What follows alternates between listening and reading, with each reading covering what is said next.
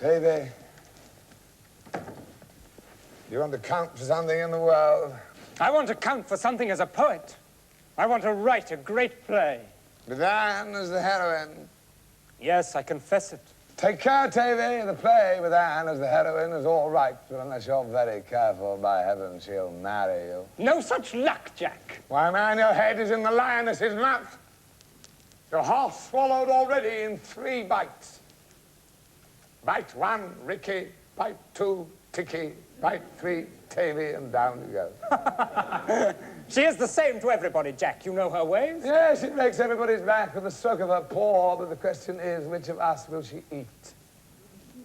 My own opinion is she means to eat you.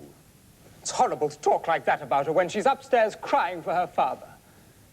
But I do so want her to eat me, that I can bear your brutalities, because they give me hope. Tavy, there's a devilish side of a woman's fascination. They make you will your own destruction. But it's not destruction, it's fulfillment. Yes, of her purpose.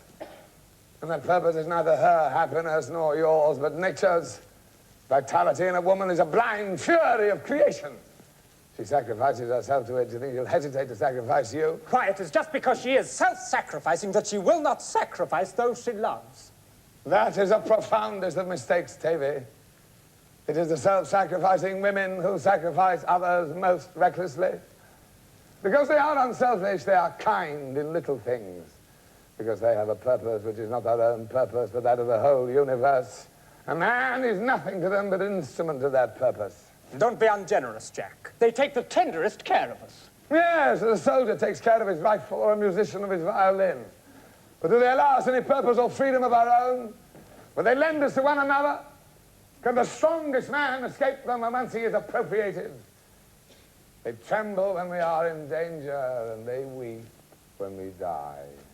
For the tears are not for us, but for a father wasted, a son's breeding thrown away. They accuse us of treating them as a mere means to our pleasure.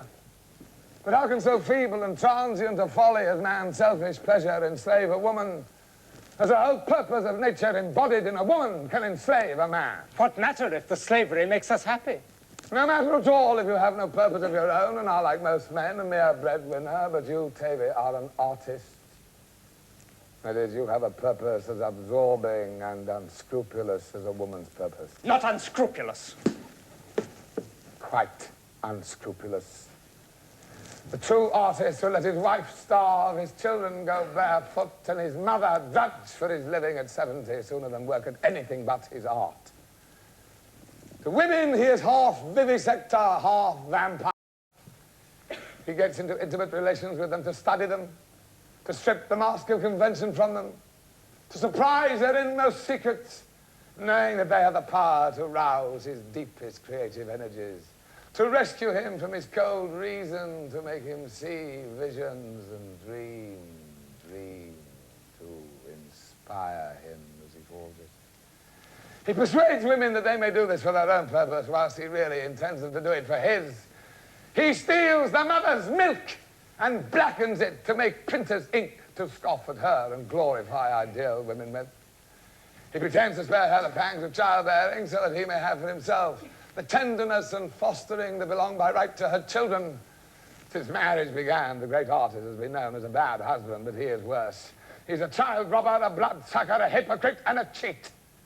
Perish the race, and wither 1,000 women, if only the sacrifice of them enable him to act Hamlet better, to paint a finer picture, to write a deeper poem, a greater play, a profounder philosophy. For mark you, Tavy, the artist's work is to show ourselves as we really are. Our minds are nothing but this knowledge of ourselves. And he who adds a jot to such knowledge creates new mind as surely as any woman creates new men. In the rage of that creation, he is as ruthless as the woman, as dangerous to her as she to him, and as horribly fascinating.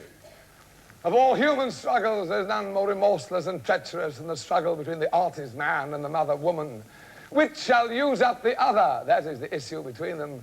And it is all the deadlier because in your romanticist cant, they love one another. Even if it were so, and I don't admit it for a moment, It is out of the deadliest struggles that we get the noblest characters. Remember that the next time you meet a grizzly bear or a Bengal tiger, Tavy. I meant where there is love, Jack. Oh, the tiger will love you. There's no love sincerer than the love of food. I think Anne loves you that way. She patted your cheek as though it were a nicely underdone chop. You know, Jack, I should have to run away from you if I did not make it a fixed rule not to mind anything you say. You come out with perfectly revolting things sometimes.